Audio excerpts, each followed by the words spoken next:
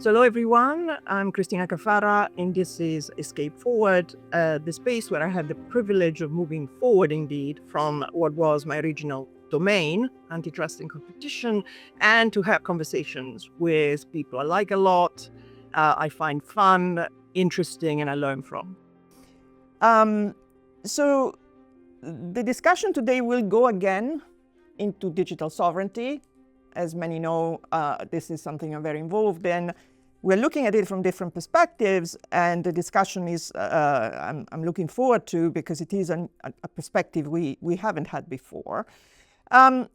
Really, the discussion of sovereignty has taken a sharp AI turn, really, in the last few weeks. As we live through the model pulls by Anthropic and various chaotic moves by the US administration, which really have fostered major concerns around availability of models, around frontier models, and prompted many European fans of frontier models to suddenly wake up to this ghastly prospect that somehow we may be deprived of these amazing toys for a host of reasons, from capacity constraints to security to leveraging, but they are seen as irreplaceable, and this has created a lot of reaction, as we know. And in fact, two major reactions in my view. One side has been pretty much a strong, very vocal plea to politicians, policymakers, that we simply cannot do without these models. We need in Europe to do absolutely anything in our power to secure access to these frontier LLM top lab models, because all sorts of horrible things will happen if we don't. And the suggestion is of a trade in which we essentially secure access to these models in exchange for some sort of inducement, incentive to hyperscalers that host these models to build, for example, giant amounts of data centers across Europe, give them energy cheaply, give them permits, and so on. And then another reaction has been a pretty aggressive backlash against the sovereignty movement that I'm involved in, with an argument that in the sovereignty movement, we don't have a real plan for how Europe is going to become an AI power. And as such, we are essentially not very useful, we are feeble, we are useless, and so on. I think both of these kind of reactions are wide off the mark. I think I call the call for doing deals in exchange for model access as AI maximalism. I have discussed this with a number of people I certainly like Luis Garicano and others, who do genuinely believe that we should be doing these deals. My position is, of course, that they entrench and worsen the position of dependency that Europe finds itself in. And I do not see this trade with the devil as having any positive upside for Europe.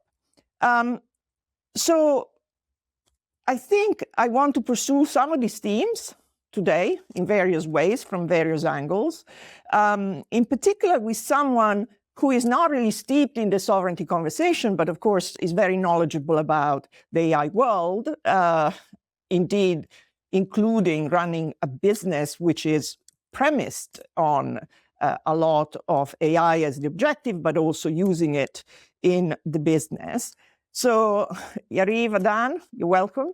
I met you in Davos, and I was very struck by the presentation, the discussion you led in Davos about your vision of an AI world, which is very different from many that I have been familiar with. I mean, we all know and like Gary Marcus at Citron and Brian Merchant and their view of the world, but you have a much more, what I would call, AI optimistic view, a very positive vision, which I thought was interesting and different, and really painted a picture of AI as something which is not necessarily just something to be feared, to be concerned about. The whole bubble bursting concern, of course, is there, but very much something that will be integral part of our lives in a way that will improve much of our lives.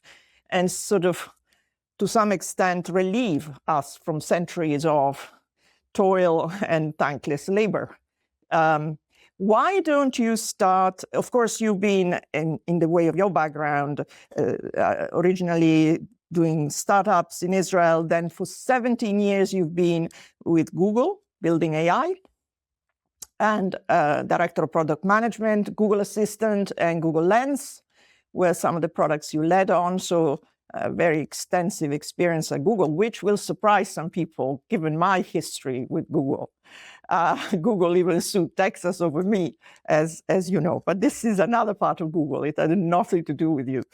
And now you founded a venture in Zurich, Ellipsis Ventures, which is investing in early stage AI.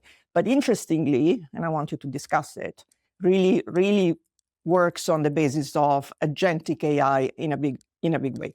So over to you. Just give us the positive vision before you go and talk about how you use AI in your business, and then we'll talk about sovereignty. Yeah. Thank you for inviting me. I love hearing you, and having a conversation with you is a privilege. So thank you so much. And these are fascinating topics.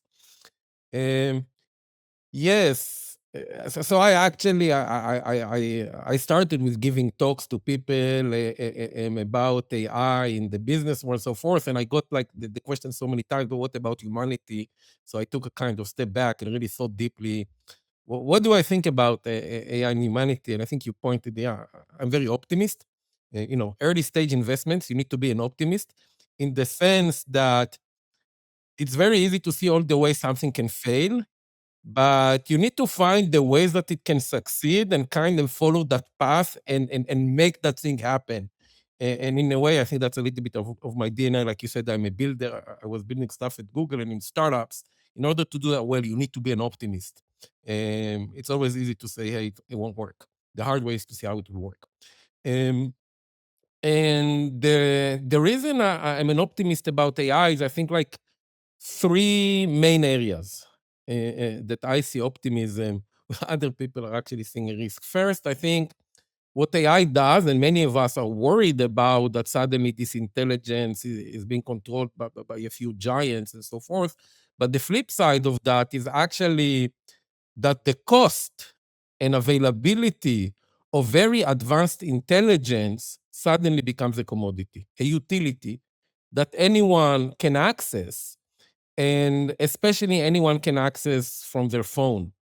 And luckily, AI is coming after the internet and after the mobile revolutions. That means that everyone across the world today has access to phone and to internet. So anything that AI can do, at least in terms of digital intelligence, people have access to that. And if you think today, intelligence costs a lot. If you want to go to the top doctors, limited time is scarce resource. So very few people have access to it, and very few people can afford it. And this is like, again, medical doctors, or this is like, really good shrinks and business consultants, and basically, lawyers, anything that actually requires expertise today is limited. And if you suddenly open up that to the world, I think we're living in a much better world. So I think like first the commoditization and the fact that you can deliver intelligence across the world at low cost is great news for humanity. And I think it's even more than that, because I was recently invited to a discussion, is democracy ready for AI? And everyone had kind of in the back of their mind, social network, fake news, blah, blah, blah. I think that humanity doesn't need the technology to generate fake news and horrible religious, political, and other theories that leads to genocide. We've managed to do it thousands of years before electricity. But when I look at what are the real problems of democracy, not the phenomena of the problems, what is the core? It's inequality in access to basic services. I think it's in education. I think it's in the fact that people are enslaving themselves. And I think it's in the fact that governing organizations are both corrupt and inefficient. And I think that AI actually has the potential to touch on all of these, to close the gaps on basic services, like I said before, just by offering it at a much lower cost, much higher availability, lower scarcity. I think education is one of the things that can be completely revolutionized. I think one of the biggest problems in the world starts from that we have one teacher for 30 kids. So the first thing you teach the kids is to shut up, hold their arms, sit on the chair so we can actually manage the class. So you kill any curiosity or free will or spirit when they're like 3 already. If you can actually shift resources and use AI over there and recreate an educational system that actually works and can work everywhere, I think that's just. I think that if we take the capabilities of AI to monitor the governments, to see what they're doing. Imagine you put a microphone now in every meeting, every law that is being written, anything that the government do, and it highlights this is not what you committed, this is against this and that, and measures them and publishes it. Can we, maybe even delegate some of the administration to AI? I think it's much more transparent and powerful, and so forth. So I feel like AI has, but I think democracy is not ready, because I think instead of governments starting thinking, how do we revolutionize our education system, our health system, our governance and administration? Instead, they're trying to regulate stuff that I think there is no chance and it doesn't add value. So I think, like, again, here, the things that I'm talking about have a lot to do with the stability of our society and making it in a better place.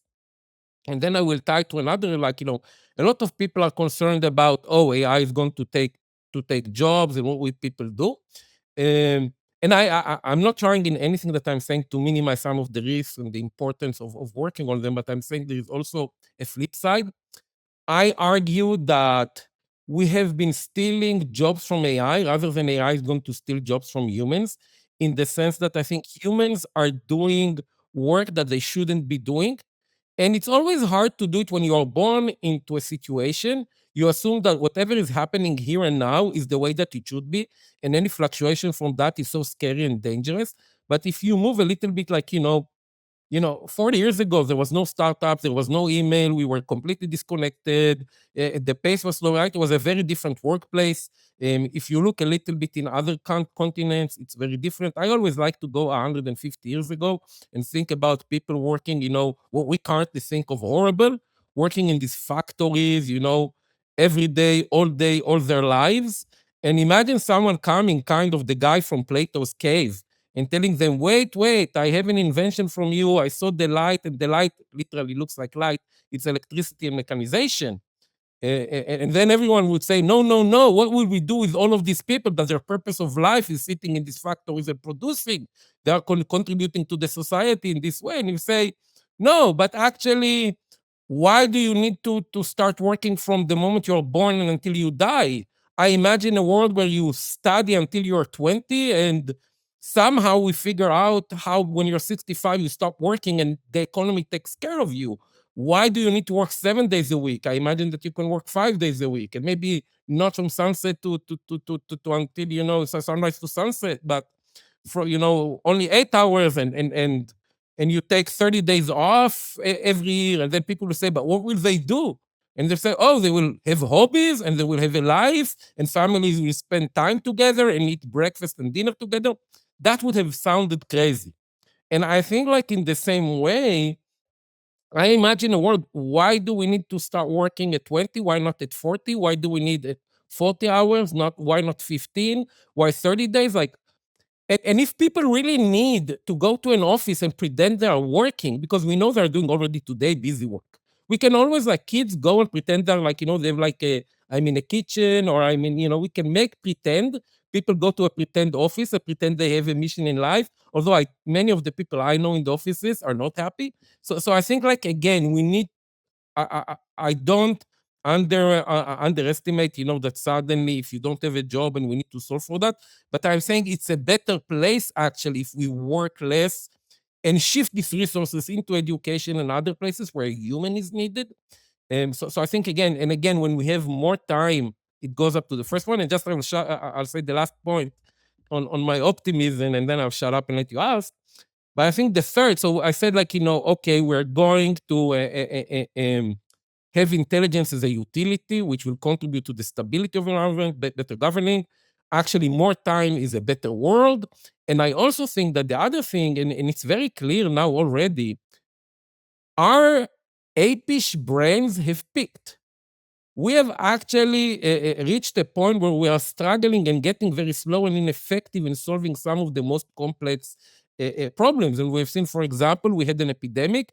It took us quite a while to actually find a drug that can help us, and it's unclear until today, how efficient that was. And of course, we are dying and we're getting old, and climate keeps surprising us, and people are dying. We didn't solve energy. We are kind of stuck in space. We visited the moon a long time ago, and it takes a long time to get it back to it.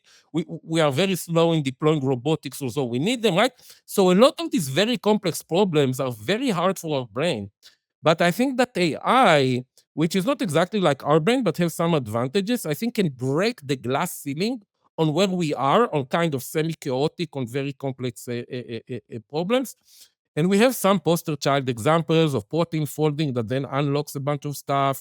Drug design, people are, I think like recently, people said, oh, it is 32, we're not going to die anymore and stuff like that. And there is so many companies working on a materials for better energy and so forth. So I think like suddenly humanity can solve problems that were impossible and actually are critical for making this a better place.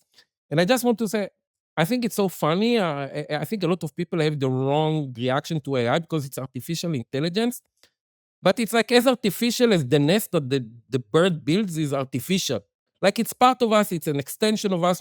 We should think about AI as part of things that, like, that there is, it's the same atoms, and it's an extension of humanity, and it's just humanity becoming smarter in a way. Sure, there are still risks in fire and in pencils. People have done, horrible things using pencils, but we need to learn how to use that. Yeah, that was my long speech. Sorry about that.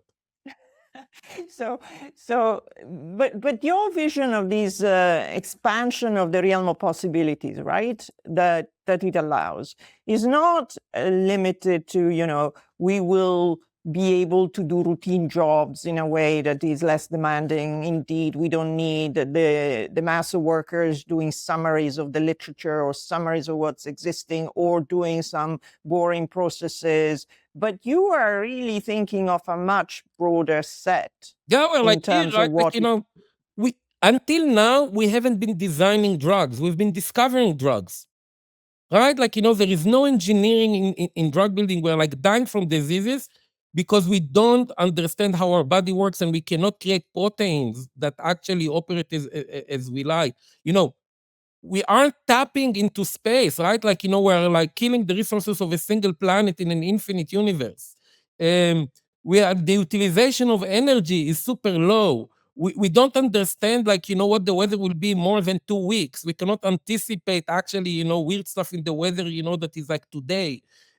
Like, we're like so basic in certain ways that I think like in 10 years ago, we look back and we'll just not believe in it, right? Like, we die much faster than we want. We're suffering for so many diseases. We do not control the geopolitics. We do not understand the economy and what controls it. We're victims of so many things because we don't understand them. Yes, like there is so much headroom here that is low-hanging fruit. Like, and I don't understand why everyone is worried about that. We will automate some pencil and paper work. Yeah, I don't think that's interesting. Yeah. But I must ask you this, though. There is so much discussion around the downsides and the fear narrative around it, and the concern about humanity losing its nature. So you don't see any of that. It is including at a more prosaic level, concerns about this is a bubble, it will explode, and it will kind of take us into a recession. So how do you position yourself relative to these other narratives?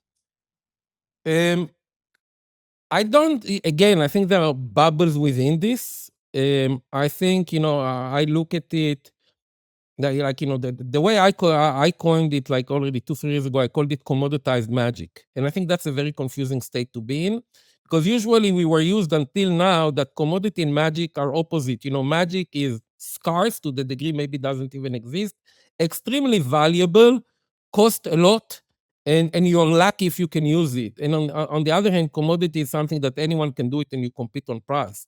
And suddenly these models are definitely magical, in the sense that things that even experts, not 10 years ago, but 2-3 years ago, definitely 5 years ago, would say, oh, completely impossible, will not happen. Suddenly you can do it, and this is very valuable things. On the other hand, it's completely commoditized in the sense that you can have it for $20 or $200 a month, right? Like, and everyone can access it via the phone, right? So we have this thing that is fast moving, very useful, is clearly intelligence, and again, doesn't need to be perfect and so forth. There's a lot of issues with it, but it's definitely much more efficient compared to the alternative. Um, so I think that that's a very confusing state of being. And it's very disruptive. And whenever something is disruptive, and whenever, especially when people with a lot of power are invested in the past, it creates a lot of cognitive dissonance, right?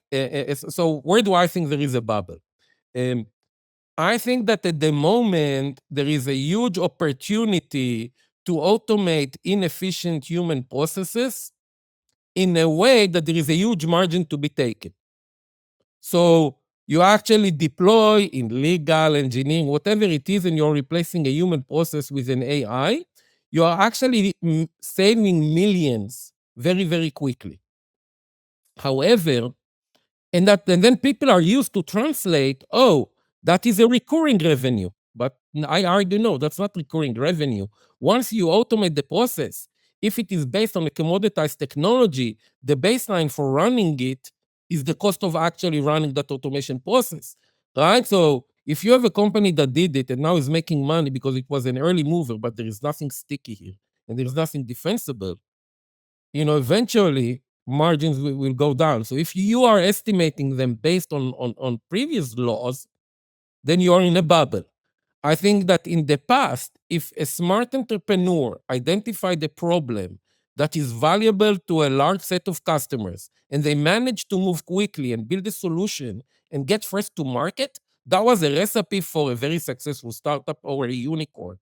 But in these days, when they are built on a non-defensible technology, and when there are hundreds or thousands of other teams that can do the same thing with very little resources and expertise and moving fast, that's not the case anymore. And if you are making investments based on the old rules, then you are creating a bubble. So I think there is a bubble in that sense, that there are certain companies that I don't think are reflecting their future values, or even they have a right to exist as a large player in 5 years from now, and there will be a correction around that.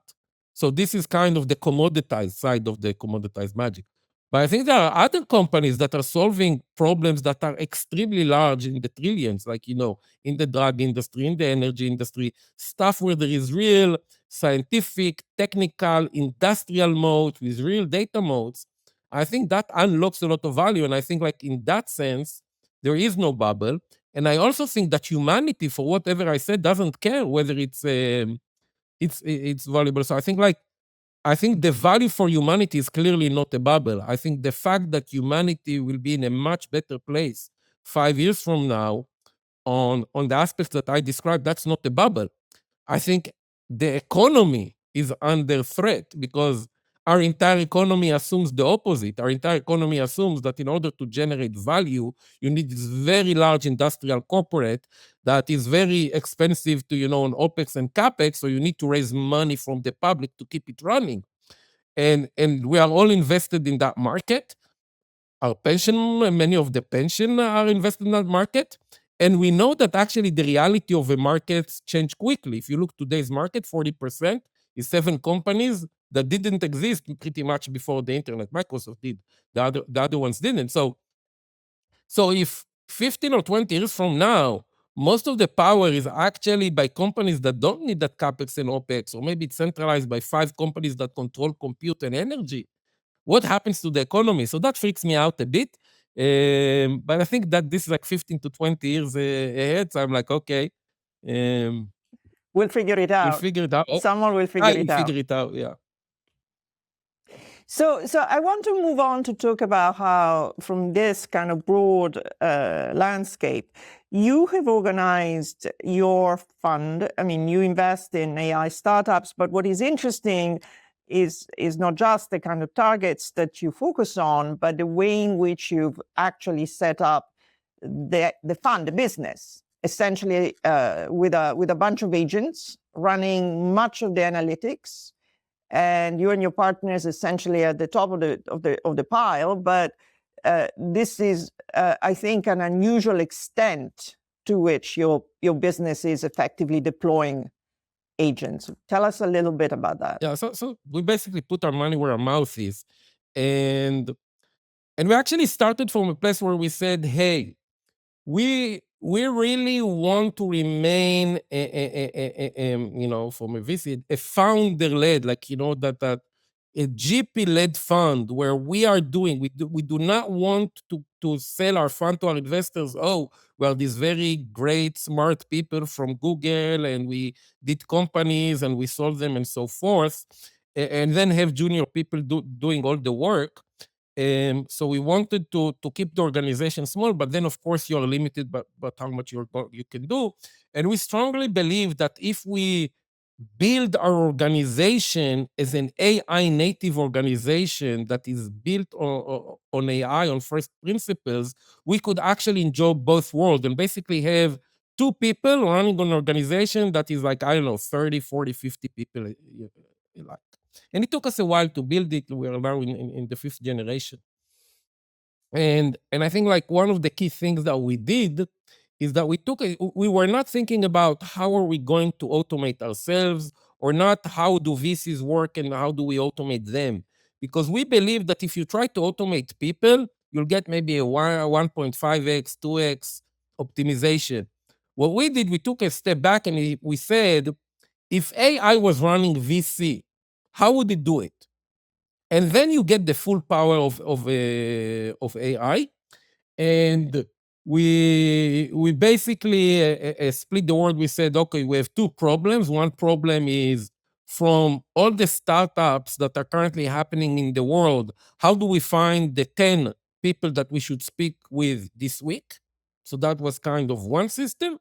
And then the second system, we said, once we speak with these 10 people, how do we converge quickly to a decision, yes or no? And the realization was one that it's basically a loop of basically, let's look at everything we know, what are the gaps and questions that we have in order to get into a yes-no decision, close these gaps, and loop until we are comfortable. And this is something that AI can do very well. And if you model something and you think in principle how AI can do it, you can leverage the fact that it operates at great scale. You can leverage the fact that it works 24/7 and so forth. And funny enough, we built this system, and then we realized that we have enough data to also build marketing agents on top of that, investment relationships and operational agents. Funny enough, we gave a talk about it, and then we start having inbound requests from other funds asking us, that, oh, wow, the system is amazing. Can we actually buy this system from you? Right. I'm aware of that. That's why I wanted you to describe it. Yeah. And then we said, okay, we don't want to, that's not our business, but we had a bunch of students working for us, and we actually gave them the code. And they are now operationalizing it and taking our system and customizing it and making it available for other funds. Yeah. And it's interesting because we were trying to think, okay, where is the human required in the process? And should we have a sub-fund that is completely automated? And also we were trying to, at first we were automating only ourselves. And then we were trying to think about, can we do beyond that? So for example, we said, what if we had the best investors in the world working for us? So we actually did a little bit of deep research. We asked who are the best 50 investors in the world in similar stages like us, or really early stage, deep tech AI. And then we collected all the information that there is on the web. And there is a lot of available information on the web from podcasts, from expos, and from other stuff where they describe how they think about investment, how they choose teams, and so forth. And we basically created a virtual investment committee that works for us. So we actually have these top investors. We created profiles that I believe are more consistent with their thinking than they're in reality. And they have all the information that we have. And then they run. So at random, we choose one person to lead the investment. He presents it to the other agents. Then they have a first discussion. Then they argue. And then they conclude. And they give us their feedback and action item. So the cool thing is that So the agents discuss, right? And then they give you the output. these agents are replicas of real world top investors. Yeah, so basically we get kind of a second opinion from others, and it's very interesting to see because different people look at the deals in a different way. So again, I think AI opens, allows you to take any idea that you have and I think, make it into a reality.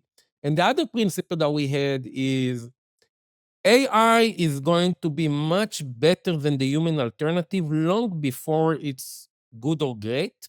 And that's the question we always ask ourselves. It's not that we ask ourselves, is this perfect? Which I think in many cases slows down AI adoption. But we ask ourselves, if we didn't use AI and we kind of use the human, what's the value that we would get? And of course, when you look at the economics of this automation, at the end, for an early stage fund, the economics are very simple. How many deals can you see? How fast can you move? And at what quality can you do that? So these are the things that we're like super rigor in measuring and making sure that we score high on as we do this automation. And I can tell you that, yeah, we're definitely at a very efficient level. So this is fascinating to me, but this is one user case which is specific, as you said, in some dimension. The business model is relatively simple, but of course very smart.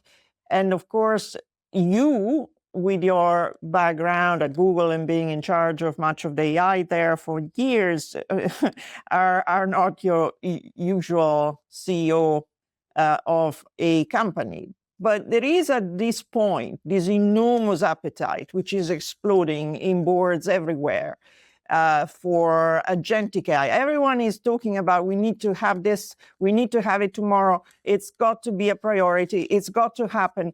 And the impression from talking to boards is that they haven't the faintest idea what it is that they're talking about. They're trying to feel around. They have some very approximate notion. This embracing of AI, and particularly the agentic dimension of it, is in the beginning, because when I talk to people, this is just now on the board's agenda in the last 3 months. It's really exploded in the last 3 months, but it is very real. And how do you see this process of adoption ultimately taking place in Europe in particular? The US may be a different world, but are boards who is advising these boards? It is a bit of a murky world of consultants, and sometimes you ask yourself, well, what do these people know? I mean, they're going around selling advice and they seem to be the blind leading the blind. Seriously, how do you see how Europe is proceeding and how we'll do this adoption of the application side?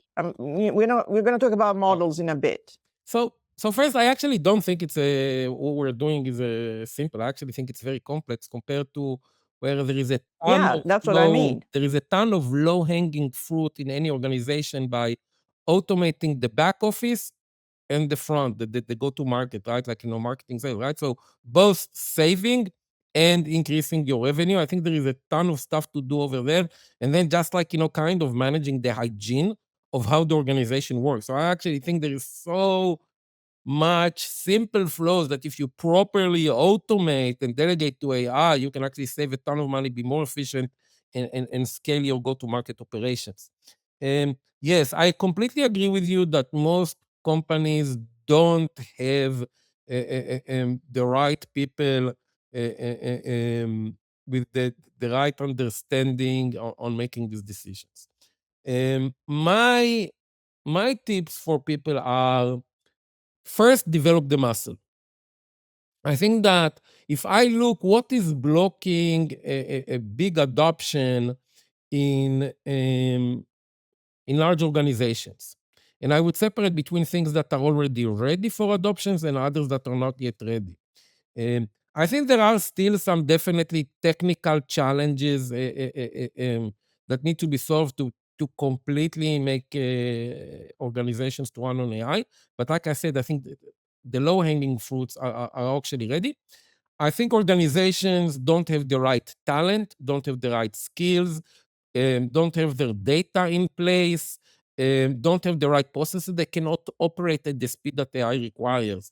And I think even if you know what you're doing and you're putting a good plan in getting the talent and all of that, even in a decent organization, given the size, I think that's a 2-year roadmap. But I think that within that 2-year roadmap, you need to start developing the muscle. So my first recommendation is for organizations, don't worry so much about the ROI and how much you're spending, and manage it to a reasonable degree. But I think the strategic threat is being disrupted and becoming irrelevant.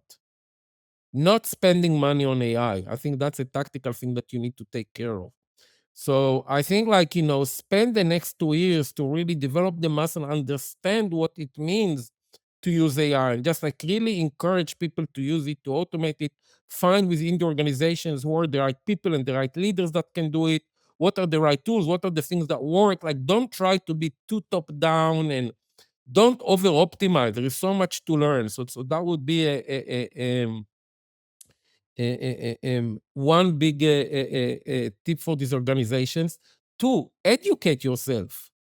Really go and find who are all the cutting edge startups that are operating in your space.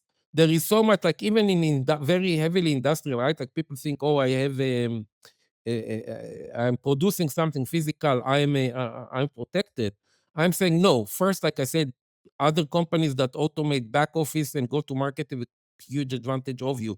But then there is a lot of startups that are looking how to improve your R&D, how to automate your engineering, both software and hardware, how to automate and increase the R&D, actually the research. There's so many, self-driving labs and co-scientists and stuff like that, robotics and whatnot. So really, I would encourage these boards, go and meet the startups that are actually operating in your space, understand what they are doing, understand what they're offering, understand how might you partner with them, whether, be as a customer, acquisition or whatnot, but just start having the educated a view of what is actually possible, because these guys at the forefront, they're the ones that actually understand the vision, not the consultants, as you say. So really, if you're not spending every day a meeting with a founder operating in your space, and your space is both kind of your area of expertise, but also startups in the generic kind of hygiene of running a large company, I think you're not doing your job. And that's where you will actually open your horizons on what happens. Yeah, so these are. But Yariv, let me jump in, because and I know that many boards will not say, oh, I got to talk to a smart startup. The knee-jerk reaction is I got to go and talk to Google, Microsoft, and Amazon, and Gartner and Capgemini, who will recommend the 3 above.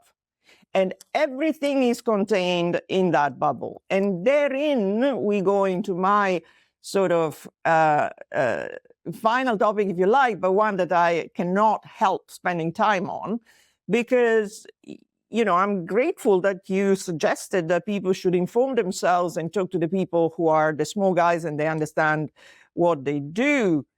Query which infrastructure do the small guys run their models on is also a question. But I want to get now to what I I hold very dear, because this discussion around AI transformation in the last few months is coming exactly at the same time. And in fact, it is intersecting this big European aspiration for sovereignty, for capability, not in an anti-American way. We discussed it many times, and I don't need to go there again. There isn't any anti-American sentiment, as you know, in me, but it is much more, we need growth, we need value capture, we need European assets. We cannot be building everything on somebody else's assets. And so let me lay out a little bit where I think the inevitable European dilemma lies. And I know, again, you and I have discussed it before, and I remember you telling me it's tough. You guys, it's tough. And it is tough. But at the same time, I refuse to accept that a place like Europe is and will remain forever a colony when it comes to these things.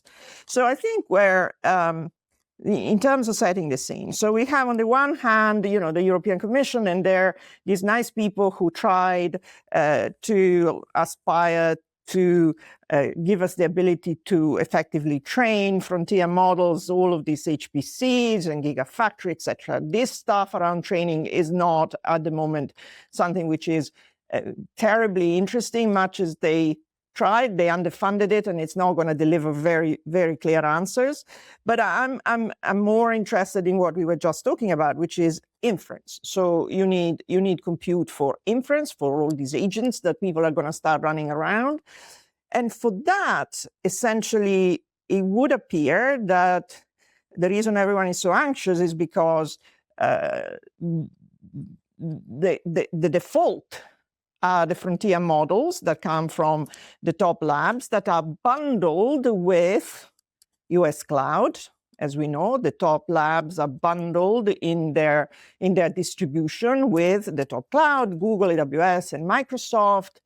They're not even available on European cloud, these models. European cloud has got open weights, and it's not really these models. So this is really the origin of the anxiety of everyone out there who says we must do any deal with the devil to ensure access to these models, because without them we are completely over. And that is one position. I'm not saying it's a fact, but it's the fact that these models are truly bundled with American cloud. And so you have the siren calls of people, as I say, who therefore push for Europe to do these deals, which I think are incredibly dangerous because they are at risk. In fact, they imply further entrenchment. If we say, okay, in you come, you get all these permits, you get cheap surplus French nuclear energy, and you can build all these data centers across Europe in exchange for you giving us access to these models, that is a terrible answer for anyone who cares about European sovereignty. So there's that, and there is the chicken and egg problem, which, again, I'm laying out the issues. We know what the problems are. I know lots of people in Europe who are willing to build data centers, and they tell me, Cristina, I don't have a problem even with funding. I can get funding from private funders. The issue isn't money. The issue is demand. If we are at the beginning of this adoption cycle of AI, and at the moment the demand that exists is entirely captured by the hyperscalers who are actually bundling the models with their cloud, if I'm a European trying to build a data center, which demand have I got that I can actually sell my capacity? Ultimately, I have the answer is you can become, Microsoft can be your tenant. Good luck. And so this is really the risk of taking these construction projects when you don't yet have enough demand that's going to come your way is also what holds Europe back. That said, and I'm not asking you to create an answer, but I do not accept that the only possible future is the one in which we need to absolutely capitulate to this destiny. I had a conversation here, you're aware of it, with Andreas Liebel of Munich. He was very much of the view that, yes, we cannot accept that frontier LLM is the only thing. There are other architectures that are possible. They're not quite as proven, but Europe cannot give up. So sorry for the lengthy introduction, and I know this is my baby, and I care a lot about it, so please treat it gently. No, it's yeah, at the end, it's all about risks, right? And also, we're saying Europe. There are so many different players here. Are we talking about what should governments do, what investors should do, what should small startups do, what should industry do, right? Each one here has a very different role, and then it's also at the end, taking kind of my investor. It's a risk game. Right? To your point, you're saying, hey, there is a risk where we will not have access to the latest and greatest model, right? And I'm saying, okay, that's a risk, and I assign to it, some number. I think that for running most of SaaS, I don't need the latest and greatest model, to be honest. And then there is the risk of me using a smaller player that goes bankrupt, or using models that are 100% of the time not as good. Right? At the end, it's a question of risk game. I think there is an interesting, what we've seen ever since the cloud thing, that a lot of companies are looking at kind of as an insurance, saying, okay, I'm still using the big US, but I need as an insurance also fallback in case. And I think, funny enough, the two leading winners of that are Mistral and Cohere. Funny enough that Canada, the 51st country, is the big winner of that. A sovereign play, indeed, with Canada. And my biggest, complaint on Europe is a little bit like this person that prays every day to God, help me win the lottery. And then God says, did you buy a ticket? Right? Risk. It's like trying to solve the problem, but without willing to make the risk. Anthropic and OpenAI are making huge bets and huge risks. In the computer they are buying, they can go bankrupt if they are wrong. The others as well, we need, if Europe wants to do it, Europe needs to understand that it needs to move as fast, that to take the risks that are as big, because you cannot be super conservative and also take long term. And I think especially now, I think Europe dug itself a very deep hole, and there is no magic solution in the near term to get out of it.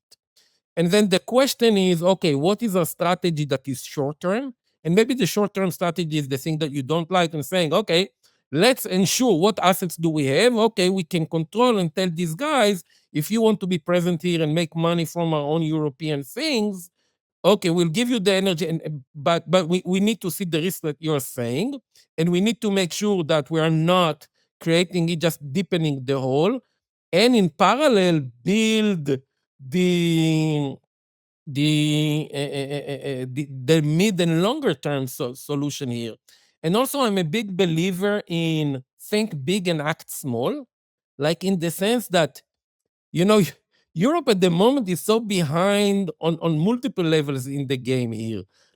First, like you said, there is no cloud compute infrastructure. Then there is no frontier models. Then there is if you look at how many startups, leading global startups, are happening in Europe versus happening in the US, we're so behind. And then there is if you look actually at the governments and the industries in Europe, how much are they willing to take risk and bet on European technology versus go the easy way and buy the US technology? We're so behind. So I think yeah, I think all of this I know. Yes. So all of this I know, and it is the endemic problem. Let me just, I can't help but debating some with you, because I think what you call potentially a short-term solution is horrifyingly unacceptable and dangerous, because I think that these contracts are in any event not enforceable. If you enter into contract that say, we want model access in exchange for you carpeting Europe with data centers, they will say, yeah, sure, Well, I'm saying, we'll sign this piece of paper. I agree with you. I'm saying that, And it is completely unenforceable.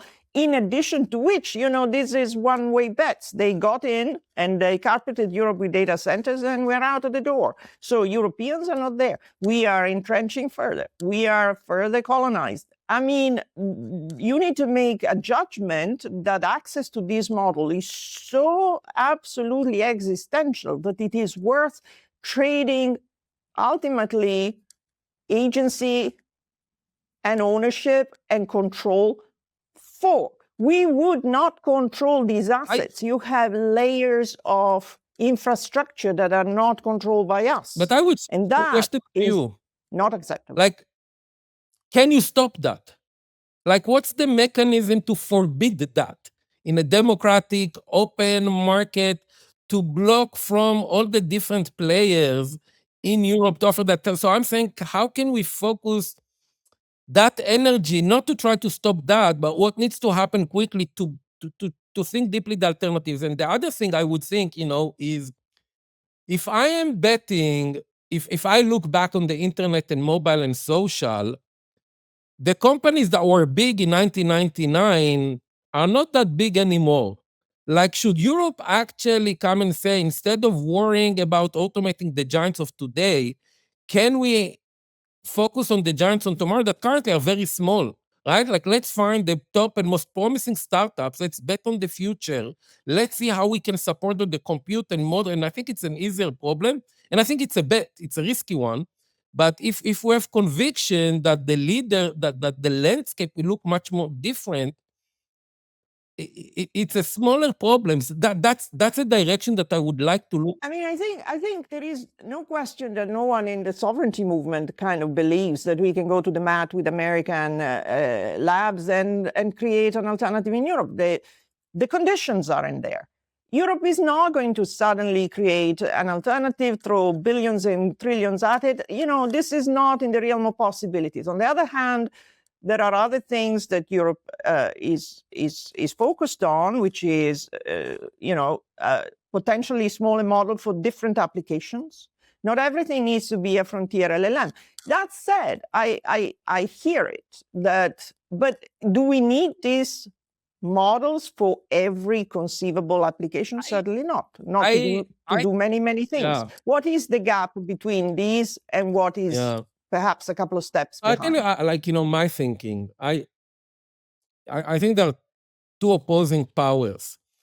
I think that, to me, I think there is a huge advantage in having this, super powerful model that then you can, of course, distill from it specific things. By the way, when you have a super powerful model that you spent, trillions into training, distilling from it, specialized, cheaper, faster models, assuming, that the data exists within that and they're spending a ton of money on the data, is easier. And I do think that the stack is getting much simpler, right? Like, if you look today, the SaaS stack, it's very complex. And then it allows for many players and for a lot of advantages. I think the future stack is very simple. And unfortunately, it relies a lot on ability to do compute extremely efficiently and intelligence extremely efficiently. And these are the places where the frontier models and the hyperscalers excel. I don't see how to escape that. I think. But this is like saying that this kind of scaling kind of architecture is. I think that at the end, most of the value, in my opinion, will be captured in the compute and in the, call it, core intelligence. I think then there is a second question of, when you do inference, can you be either a market for more players? The inference, is a very different game on how to serve that. And of course, over there, you want to utilize all the possible hardware. You also want to Right. extend the lifetime of hardware, so I don't need every 2 years to buy the latest NVIDIA and stuff like that. I want to be able to run stuff locally. So I think there is a lot of advantages to run not necessarily on a hyperscaler, right? Right. And That's why I meant I think there is a inference. real opportunity here. The way I would approach it, with a pragmatic, is to come and say, okay, what are the first verticals, players, companies, segment, geographies that are best set for success to start that game as kind of arrowhead or landing beach, to start building it and then expand. Like, I wouldn't try to come with a plan to solve everything, come and say, okay, I'm betting on running inference on any kind of, and there is already a lot of companies looking at it and kind of saying, how can you manage your small hosted group of computers as if it's Google hosted? There is a lot of them, when you don't have the skill, when and you don't have the hardware and so forth. So I think that's interesting.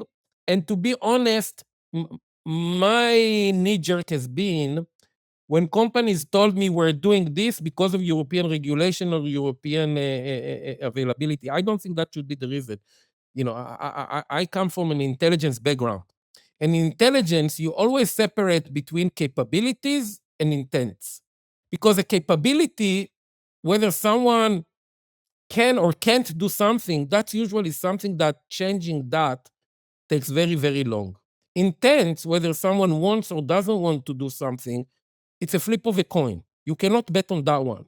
So I think whether, European companies or others want to adopt American or don't want to adopt American technology is something that can flip in a day. Suddenly the president changes or God knows what happens. And, so I think like a company that advocates to run stuff locally or whatnot should have a solid business case and value that is super competitive compared to whatever hyperscaler or other can offer, even when they are competing against each other. They should have a strong reason. If they don't have a strong reason, I don't believe they have a good reason to exist. The fact that we are Europeans, I as an investor don't like it. I think there is some kind of backwind that supports it now, but how long will it last and so forth, I don't know. And I also believe that at the end, price, availability, and comfort, you cannot compete with it. If something is better and cheaper and easier to access, at the end we'll do it. And yeah, maybe I will have. Yeah, but I mean, So that's yeah, but I mean, as you know, as you know, the insistence on or the focus on Europe is not unconditional. So, I certainly do not advocate that we adopt certain solutions just because they're Europeans. I feel very patriotic about a European, but there needs to be a business case, and cost and efficiency need to play out. I mean, there's no question that these things are as important. But at the same time, I think, you may feel that this is not something which may have durability, but I think my perception going around Europe as much as I do is that the vision that Europe needs to power itself up and reduce its dependency is very, very established by now. And so whether we have the capability and the intent to act on it, I don't know in full, but there is a big shift. I mean, seeing where I am, the mountain is shaking. But again, it goes to risk, right? Like, you're always asking, okay, who controls this? And what's the risk that something bad could do? Geopolitical is one risk, poor operations is another risk, bankruptcy is another, there's so many. Um, and yeah, and I think, like, again, when you look at, if you look back 10 years and you're saying, oh, how many things that we took for granted 10 years ago suddenly, completely flipped 180 degrees. If I describe to you some of the geopolitical things that happened in the last 5 years, 10 years ago, you tell me, you're crazy. So as we think, 10, 12 years ago, I think a lot of things can slip. And I definitely agree with you that there is a clear a trend of concentration of power in the hands of very, very few. and regardless of where they are. And that's scary for companies that their existence depend on it. And I think that companies need to think very, very seriously about what do I do in such a world? What is my primary strategy? And what is my kind of insurance policy here? And maybe I cannot be without an insurance policy anymore because the risk is so immediate. And I think, again, I think it's very different, and it's very different for countries that understand that AI now is part of actually and the basic security and infrastructure of that company. It's very different from whoever controls energy as a resource. I think it's very different for the large companies. It's for venture. And I think every one of them should understand that, yeah, geopolitics, the concentration of power, the dynamics of US versus Europe have changed. And you cannot ignore it, to your point, at least for the time being.